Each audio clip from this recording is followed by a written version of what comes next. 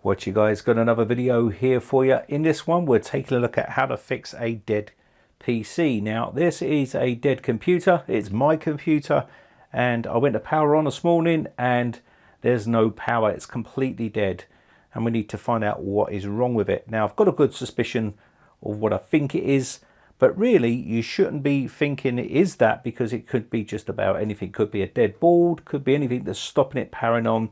And I'm going to show you some things that I'm going to be looking at when I'm troubleshooting this PC. Now some of the steps in this will be pretty self-explanatory, but I'm going to cover them just in case some people haven't done that yet. Now this problem does arise quite a bit for brand new builds. People that build brand new computers, they suddenly don't power on and they want to know why it's not powering on. And this is what this video is about. Now this was a working computer, and of course this suddenly died. So it's a really good sign that it's more than likely something to do with a power supply, or it could be the motherboard or something along those lines, or it could even be the power switch where the power is not getting through because I'm trying to push the power switch and nothing is happening. And I'll show you the whole process that I'm going to do here to quickly work out, and the fastest way to work out, and probably the safest way to work out, what is going on with this PC. Now this power supply is probably just about a year old, and which is pretty unfortunate that if it is the power supply that's failed, this was the power supply. It's a Formula Gold 750 watt 80 plus gold certified with a 5-year warranty, and it's made by Phoenix. Now what does that mean? Well, it's a pretty good power supply according to the box, but if it is the power supply that's let go, I will be very, very disappointed. And if it does let go, and that is the case, then I will not be recommending this type of power supply if it is the power supply that has failed. Now it might not be the power supply, it might be other things, could be power cable and stuff like that. Well, I've already tested the power cable and it's not the power cable. This is not the power cable that I was using, but this power cable is live. I have tested it with this multimeter. I basically did a test, but you could just see the power on here is pretty much live. You shouldn't be doing this sort of stuff if you can see it's already coming up live on the multimeter there. You shouldn't be testing with live cables like that. It's not safe unless you know what you're doing. So if you don't know what you're doing, then please leave that sort of alone for the professionals to do. But basically I've also tested the voltage here. It's coming through good. A good way of testing is always have a spare Kettle lead. We call them in the UK, but you can try a new cable, okay? Sometimes the fuse is gone inside here if it's one with a fuse. Sometimes they're molded, and if that is the case, then you want to replace this and try a new cable. So moving on to the next thing is to work out whether the power supply is dead, and that's where I'm starting. So let me just put some power to this with this good live cable here so we can test it and see what happens. Okay, so I've just got the power cable into the computer here, and I'm going to try and power it on. And when I push the power button, we're getting no power. Now this means that the case switch here, it sounds okay, but it could be broken. And you can jumper the pins down the bottom. Let me just show you here. Down here. Now if you've just built your PC, then you're going to want to make sure that these are in the correct order. And you can bypass these with a little cable. Let me just show you what that looks like so you can see what that looks like. Okay, so to bypass the switch, you can use one of these, and you can basically get a little micro switch on here, and you plug it into the switch connector on the motherboard. You'll see a diagram on the screen here. This tells you where to plug in the switch cable here, which says switch on it, and you just put that on there, and basically this will bypass the switch on the case. You can then test it. You can also use a screwdriver to jumper the pins across, and it should power on. If it powers on, then your case button is failed. Another good thing to use is these little speakers here. These will plug into the motherboard. Now sometimes the motherboards don't come with a built-in speaker, and you miss a lot of good noises that come out. It will normally tell you when something is going wrong. That's if you've got other intermittent problems, but with a case like this, the actual system is dead. There is no activity at all on the system. There's no LED lights, there's no illumination from anything on here. It's completely dead, and that tells me it's more than likely the power supply, which we're going to be taking a look at. Now, I'm not going to go too heavy into taking this all apart. I'm trying to diagnose this without taking this apart and disrupting the actual build, because I don't want to be here messing around with all this stuff and taking it out. But if you are trying to troubleshoot, that is probably your best bet, is to get it out and get it onto the bench, and you can then test it from there. But I'm trying to do this with it all inside here, because I want as very little disruption as possible. And again, it can be other things like RAM, graphics cards and things like that. And again, I've only just blown this out the other day, and look, it's completely full of dust in there. Now, you want to make sure that all the connections have been tested. I've tested all mine, so that will be the 24-pin connector here, the power button, also the power cable, the CPU cable, the power supply switch. The power supply is what we're going to be testing now, and make sure the cables are in the right way for the power button, stuff like that. I've checked all those, but you should do. So the next thing we want to do is move on to quickly testing the power supply here. And this is another thing that I want to quickly test, and that's very simple and easy to do. So we just need to pull out the 24 pin here. Now, we can test from here as well with a multimeter, but that's another video. That's a more complex video, and I want to try and keep this as simple as possible for people, because obviously using multimeters and stuff like that can be a little bit too daunting for some people. So what I'm going to do is basically swap this out with another power supply. Now, I don't need to pull all this apart to quickly test. Remember what I said, we've got no power to the board whatsoever. I know there's RGB on this motherboard, and I know there should be some sort of light that shows, and there's none of that. So that tells me it's pointing towards this area here, or the board is dead. So let's go ahead and get this tested. So what I'm going to do is pull out a tried and trusted power supply, which I've got here. Now, this is a quality power supply. I've had this for a number of years, and it's a very good power supply. To be honest, if that power supply is bad, which I've got a good suspicion it is, then that just goes to show you the poor quality compared to something like this. This weighs an absolute ton, it really does.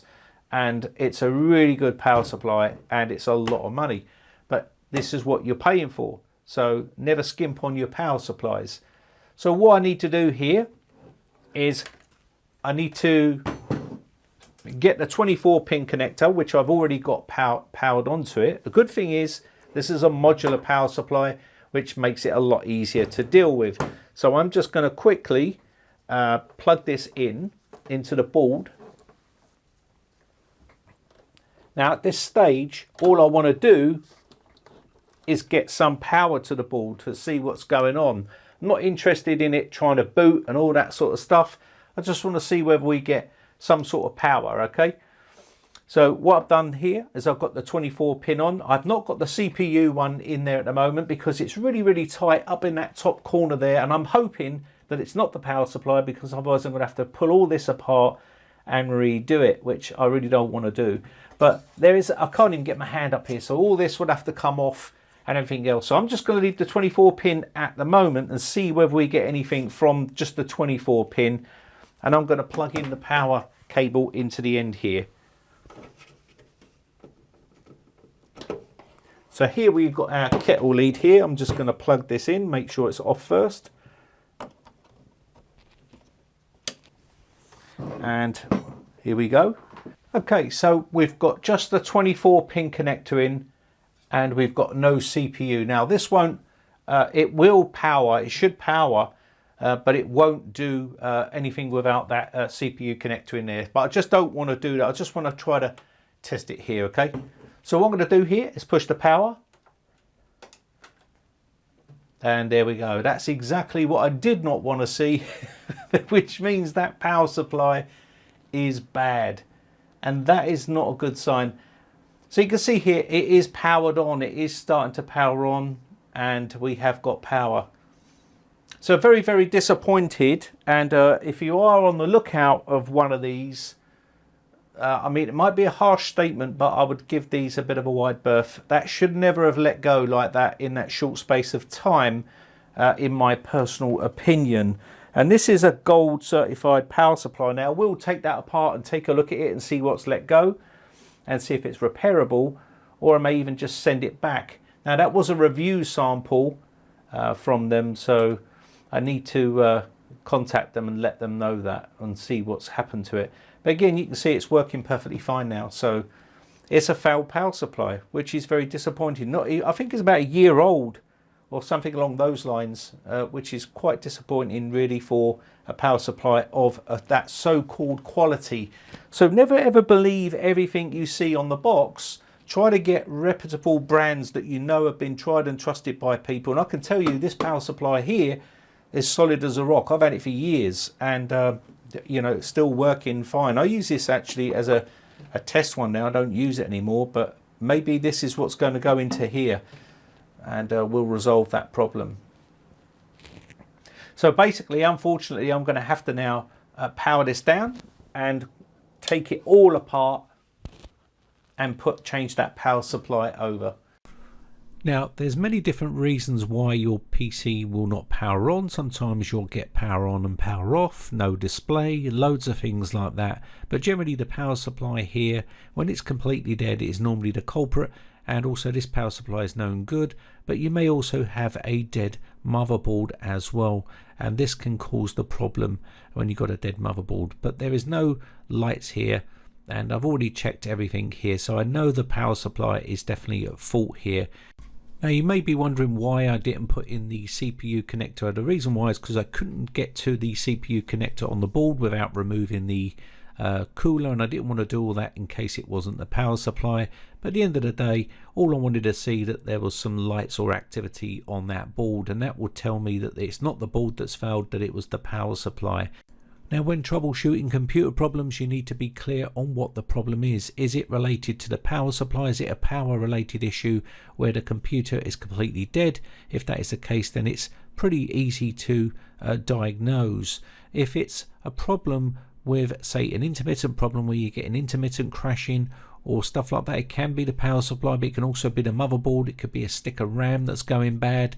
It could be the GPU. If you're getting no display, people call that dead PC, and it's still related to a GPU and it's nothing to do with a power supply issue. So you need to be clear on what your problem is and then troubleshoot it accordingly. So as you can see here, this PC was dead, so we know it's the power supply, and that's what we're going to replace here. So I'm just going to pull the power cable out of the GPU here and also the 24 pins out.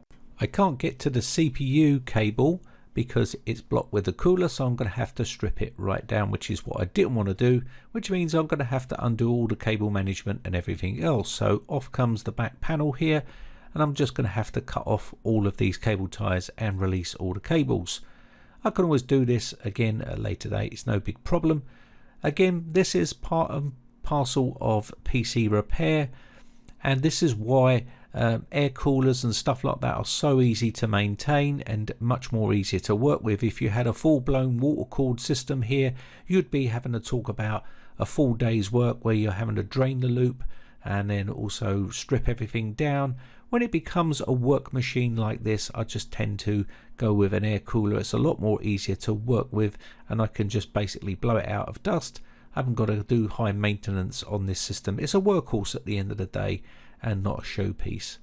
So let me pull this 24 pin cable through here, and once I get this through, I can then remove all of the other cables. I'm trying to do as little disruption here as possible, because otherwise I'm just might as well rebuild the PC completely from scratch again, and I want to do that again at a later date, not right now. So I'm going to remove the power supply screws here. And again, once I remove this power supply, I'll be able to get access to the cables, then pull them through so I can replace it. So out will come the fan at the top because I can't get to the actual CPU power cable, so I just can't get to that at all. So I'm going to have to remove this. Now unfortunately this is the way it is with some of these small MIDI tower cases. It becomes quite restrictive in there and you can't get your hand in. And the same thing with some of the coolers on the market today. They're quite big and of course it restricts your movement inside the case, so you basically have to tear it right down to get access to here. So I've got the fan undone and I still can't get my hand in there. I try to pull this out to get my hand in and I just can't. So what I'm going to have to do is take out that CPU cooler as well. So we're getting down to basically taking it completely apart here, which is something I did not want to do, but hey, that's just part and parcel of fixing PCs and building PCs. So I'm just going to remove this out. Now this has been a very good cooler for me, and I do highly recommend these types of coolers. They're very good and very efficient at what they do. And it looks like the CPU compound was still okay here, so I'll just clean that off afterwards and replace that. So again, I can get to the cable now, I can pull this out, so I just need to push that back through the case. And sometimes these can be a little bit tight. They don't give you enough room up the top here on some of these cases, and in this case it's pretty tight, so I can't get the cable through. So I'll just pull it through on the other side. Now when handling this power supply against other power supplies, it is quite lightweight. Now the maker of this power supply says Bitphoenix on the actual power supply itself, but it's actually made by CWT. Well, at least that was the case in 2017 when Johnny Guru did a teardown of this power supply and give it quite a good rating. So it seems it may either be just a fault that's generated from this, but within a year or so it shouldn't be the case. It does smell a bit funny, which tells me something has let go. And when I started rattling it, I could hear a load of parts inside moving about. So let me just try to see if there's anything that comes out here. And when I did shake it out, there was a little component that come out inside there, which means that something has blown inside. And to me, that's not a good thing. This is a gold rated power supply, and it's also very lightweight, and it also has 750 watts and a 5-year warranty. So I will contact them and find out what is going on there. Now this power supply here, HX750i, this is a platinum one and branded with Corsair's name on it. Of course they don't make them themselves, but it's just a branded one by their company. Now this power supply is getting on in years now. I've had it a good few years and it's solid as a rock, it really is. And I've chucked everything at this power supply and it's been a really good power supply. Now unfortunately, when you do reviews of certain power supplies and certain hardware, it's very difficult to know exactly what they're like unless you use them over time. When you're taking them out of the box and you're just looking at something, you basically just giving your opinion on something that you know nothing about because you haven't used it for any long length of time, unless you're doing a thorough test with some sort of power supply tester where you're really pushing it to its limits and see what happens to it. And only then would you be able to give an honest opinion on that power supply because you've thoroughly tested it. And this is half the problem with review samples. So let me just clean that compound off there and add some new compound to the CPU, and then we can then add the cooler back and put that back on. So I've just added a bit of compound here and I will spread this across.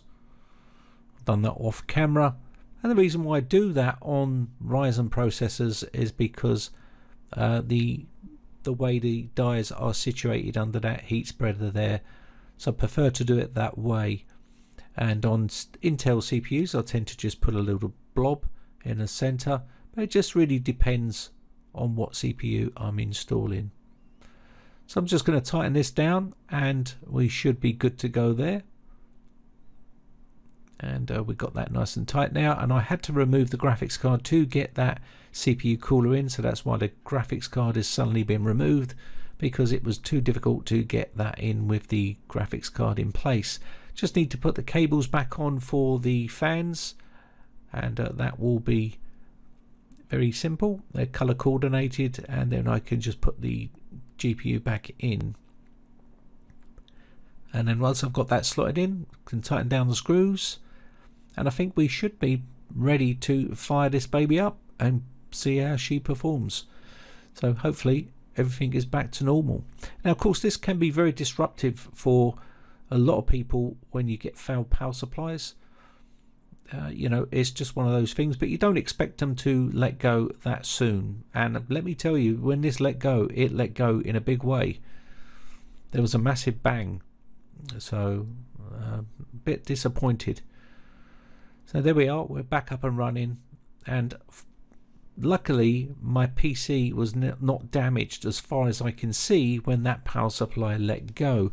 Now there could have been some damage done to the hardware. We won't know yet until, you know, a while down the road, because what happens when you get power supply damage, sometimes it does damage you can't see, and you go to use the computer a little bit later on, a few months later you start getting problems, and that will be the power supply letting go has caused damage that you can't see. And this is the problem with power supply failures like this, but that does have a lot of protection on it, that power supply, so hopefully that has protected my hardware. But you can see everything is working fine right now, and I did play some games on it that night, so I do know that it's doing okay at the moment, and hopefully that is that case solved there. Now if you're wondering why I've got the 1660 Super in there instead of my 2070 Super, is I actually sold that card, and I will be waiting for the new cards when they release to buy one of those, and that's what I plan on doing. But the 1660 Super is an awesome graphics card. It's one of my favorite graphics cards because it literally does everything you want it to do, and it's very affordable for people that want to get into PC gaming.